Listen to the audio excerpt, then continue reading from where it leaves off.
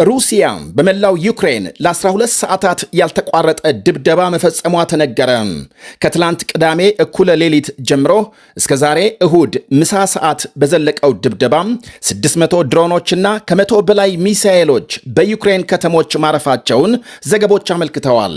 7 የሚደርሱ የዩክሬን ግዛቶችን ኢላማ ያደረገው ጥቃት ሩሲያም ከቅርብ ወራት ወዲህ ከፈጸመቻቸው ድብደባዎች ከባዱ እንደሆነ ይነገራል። የዩክሬን ፕሬዝዳንት ቭላድሚር ዜሌንስኪ ዘግናኝ ሲሉ የገለጹትን ይህንኑ የዛሬውን የሩሲያ ጥቃት አጥብቀው ሲያወግዙ በዋና ከተማ ኪየቭ የ12 ዓመት ልጅ ጨምሮ 4 ሰዎች ሲገደሉ ከ70 በላይ መቁሰላቸው ታውቋል። ሞስኮ ጦርነቱን የመቀጠልና ንጹሐንን የመግደል ፍላጎት እንዳላት እያሳየች ነው ብለዋል ዜሌንስኪ። መከላከያ ሚኒስትሩ ኢጎር ካሊሜንኮ በበኩላቸው በመላው ዩክሬን ከ100 የሚልቁ የሰላማዊ ሰዎች መኖሪያና መገልገያ ጣቢያዎች መውደማቸውን ሲያስታውቁ በዋና ከተማ ኪየቭ ግዙፍ ዳቦ ማምረቻም መኖሪያ ህንፃዎችና መሰረተ ልማቶች መመታታቸው ተመልክቷል። ፕሬዝዳንት ዜሌንስኪ ያጸፋ ምላሽ ለመስጠት የዛቱ ሲሆን የአሁኑ ጥቃት በመንግስታቱ ድርጅት ጠቅላላ ጉባኤ ማብቂያ መፈጸሙ የሩሲያን አቋም በይፋ ያረጋገጠ ነው ብለዋል። የሩሲያ ውጭ ጉዳይ ሚኒስትር ሰርጌይ ላቭሮቭ ትላንት በመንግስታቱ ድርጅት ጠቅላላ ጉባኤ ሀገራቸው የአውሮፓ ህብረትም ሆነ የኔቶ አባል ሀገራትን የመንካት ኢላማም የላትም ሲሉ መናገራቸውን ተከትሎ ነው በዩክሬን ላይ መጠነ ሰፊ ጥቃት የፈጸመችው። ሞስኮ ላይ የሚደረግ የጥቃት ሙከራ ካለ ግን አስፈላጊውን ምላሽ እንሰጣለን ብለዋል ሚኒስትሩ። የአውሮፓ ህብረትና ኔቶ ሩሲያ ላይ የኃይል እርምጃ ለመውሰድ የሚያሰሙት ዛቻና ማስፈራሪያም እየጨመረ መምጣቱን በመጥቀስ አሳርፉልን የሚል መልእክት ለጠቅላላ ጉባኤው አባላት አቅርበዋል። በእርግጥም የሩሲያ ድሮኖች የኔቶ አባል ሀገራትን አየር ክልል ጥሰው መግባታቸውን ተከትሎ ከሰሞኑ የአውሮፓ ሀገሮች ወታደራዊ ልምምድ መጀመራቸው ይሰማል። የፖላንድ የሩማንያና ትላንት ደግሞ የዴንማርክ አየር ክልል የሩሲያ መሆናቸው የታመነ ድሮኖች መግባታቸው በአካባቢው ውጥረት እንዲባባስ አድርጓል። የአሜሪካ ፕሬዝዳንት ዶናልድ ትራምፕ የአውሮፓ ሀገራት የአየር ክልላቸውን ጥሰው የሚገቡ ጀቶችን መተው እንዲጥሉ መናገራቸው፣ እንዲያም ሲል በሞስኮ ላይ ጠንካራ ማዕቀብ ለመጣል መዛታቸው አውሮፓን የልብ ልብ እንዲሰማው አድርጓል ነው የሚባለው። እናም አሁን የሩሲያ ተኩስ አቁም ፍላጎት መቀነስና ጦርነቱን አጠናክራ መቀጠል ከዩክሬን አልፋ በአካባቢው ግጭት የማስፋፋት አዝማሚያ አሳይታለች ከመባሉ ጋር ተያይዞ አውሮፓና ኔቶ የትብብር ክንዳቸውን ሩሲያ ላይ ለማሳረፍ የተቃረቡ መስለዋል። ቻይና ላይ የቆመው የሩሲያ ዋነኛ ድጋፍና አሜሪካንን ያስቀደመው የአውሮፓ ወታደራዊ ጡንቻ በፊልም ተዋናዩ የዩክሬን ፕሬዝዳንት ዜሌንስኪ ብሶት ታጅቦ ከጫፍ ደርሷል። ይህ በእንዲህ እንዳለ ከናይሮቢ ኬንያም አስገራሚ ዜና ተሰምቷል። ሩሲያ ውስጥ ስራ ትቀጠራላችሁ በሚል ከዩክሬን ጋር በሚካሄደው ጦርነት የሚሰለፉ ወጣቶችን እየመለመሉ የሚልኩ ህገወጥ አዘዋዋሪዎች እየተበራከቱ ናቸው ይባላል። ለሩሲያም እየተዋጉ በዩክሬን የተማረኩ የውጭ ዜጎች መኖራቸው ከዚህ ቀደም መነገሩ ሲታወስ፣ ከተማረኩት የውጭ ዜጎች መካከል ደግሞ ኬንያውያን መኖራቸውን የተለያዩ ዘገቦች ይፋ አድርገዋል። ገንዘብ ተከፍሏቸው ለሩሲያ ተሰልፈው ሲዋጉ የተማረኩ። አሁን ደግሞ ገና ከሀገር ሳይወጡ 20 ኬንያውያን ከህገወጥ አዘዋዋሪዎች ማስጣሉን ፖሊስ አሳውቋል። ናይሮቢ አቅራቢያ በአንድ የመኖሪያ ህንፃ ፖሊስ ባካሄደው ክትትል ወደ ሩሲያ ሊላኩ የነበሩትን ወጣቶች ከሰነዶችና ከቅጥር ደብዳቤዎች ጋር መያዙ ተነግሯል። ወጣቶቹ ለጉዞ እየተሰናዱ እንደነበርና በኬንያ በህገወጥ የሰዎች ዝውውር የተሰማራ ሚስጥራዊ የታወቀ ተቋምን ለማፍረስ ይረዳል የተባለ ተጠርጣሪ አብሮ መያዙን ፖሊስ ገልጧል። በዩክሬን ከተማረኩ የውጭ ዜጎች መካከል ከኬንያ ሌላም የሶማሊያ፣ የቶጎ፣ የሴራሊዮን፣ የኩባና የስሪላንካ እንደሚገኙበት መገለጹ ይታወሳል።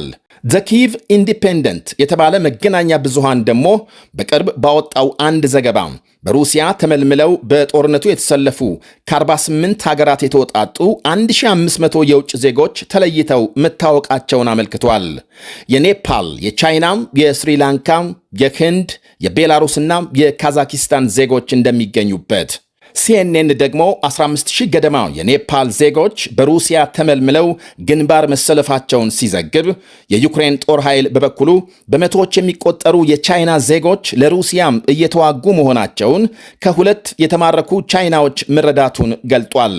በይፋ የሚታወቀውን ከ12000 በላይ የሰሜን ኮሪያ ወታደሮች ለሩሲያ መስዋዕት ለመሆን ወደ ሞስኮ መዝመታቸውን ሳይጨምር የሩሲያ ፕሬዝዳንት ቭላዲሚር ፑቲን በጉዳዩ ላይ በአንድ ወቅት ተጠይቀው ሀገራቸው የውጭ ወታደር በፍጹም አያስፈልጋትም የሚል ምላሽ መስጠታቸው ይታወሳል።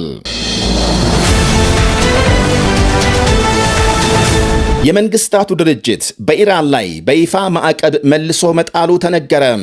ድርጅቱ በኢራን ላይ ተጥሎ የነበረውን ማዕቀብ ካነሳም ከ10 ዓመታት በኋላም እነሆ መልሶ መጣሉን ይፋ አድርጓል። አሜሪካና እስራኤል በኢራን የኒኩሌር ጣቢያዎች ላይ ድብደባ መፈጸማቸውን ተከትሎ ቴሄራን የኒኩሌር እንቅስቃሴዋን የማስፈተሹ ሂደት እንዲቋረጥ አድርጋለች በሚል ብሪታንያም ጀርመንና ፈረንሳይ ክስ ማቅረባቸውን ተከትሎ ነው ማዕቀቡ ተመልሶ የተጣለው።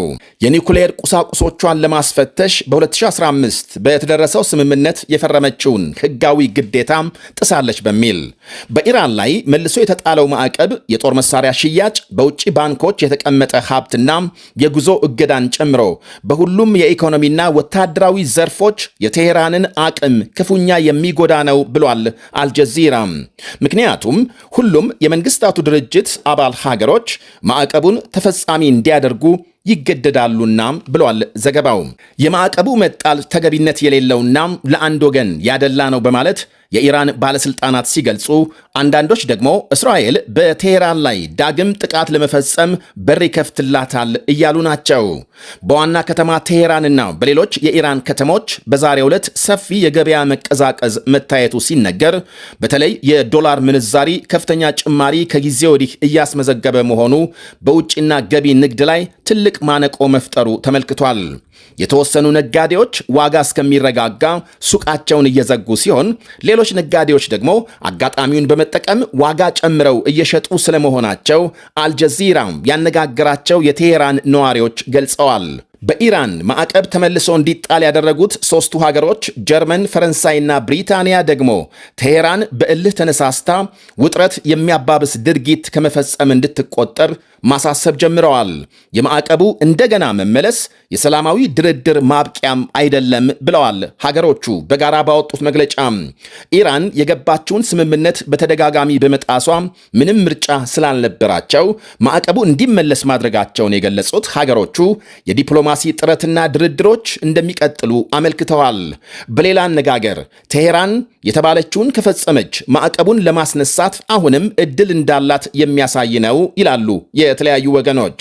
ማዕቀቡ እንዲነሳም የመጀመሪያ ተግባር ደግሞ የኒኩሌር ተቆጣጣሪ ቡድን ወደ ሀገሯ እንዲገባ መፍቀድ ይኖርባታል። ከዚህ አኳያም ቴሄራን ከተቆጣጣሪ ቡድኑ ጋር እየተነጋገረች ባለበት ወቅት ነው ማዕቀቡ የተጣለው በማለት የኢራን ፕሬዝዳንት መግለጻቸው ምናልባትም በቅርብ ጊዜ የፍተሻ ግዴታዋን ልትፈጽም ትችላለች የሚለውን ግምት አጠናክሯል። ዘግይቶ በወጣ ዜና የኢራን ባለስልጣናት ሕገወጥ ያሉትን ማዕቀብ የመንግስታቱ ድርጅት አባል ሀገራት እንዳይፈጽሙ ጥሪ ማቅረባቸው ተሰምቷል። የእስራኤል መንግስት በበኩሉ ማዕቀቡ ኢራን እየፈጸመች ላለው ብጥብጥ ወይም ደግሞ ወንጀል የተሰጠ ወሳኝ ምላሽ ነው ሲል አድንቋል።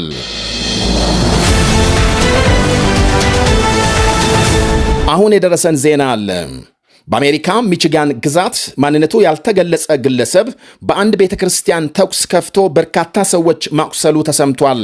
በአካባቢው ሰዓት አቆጣጠር ረፋድ ላይ ከሚቺጋን ዲትሮይት ከተማም 96 ኪሎ ሜትር ርቀት በሚገኝ የካቶሊክ ቤተ ክርስቲያን ተኩስ መክፈቱን ዘገቦች አመልክተዋል። በአካባቢው በፍጥነት የደረሰው የፖሊስ ኃይል ተኩስ የከፈተውን ተጠርጣሪ በቁጥጥር ስር መዋሉን ከመገለጹ ውጪ ማንነቱንና ለምን ወንጀሉን እንደፈጸመ በዝርዝር አልተናገረም። ፖሊስ በጥቃቱ በርካታ ሰዎች ቆስለዋል ከመባሉ ውጪ ስለ ጉዳቱ መጠን እስካሁን የታወቀ የለም።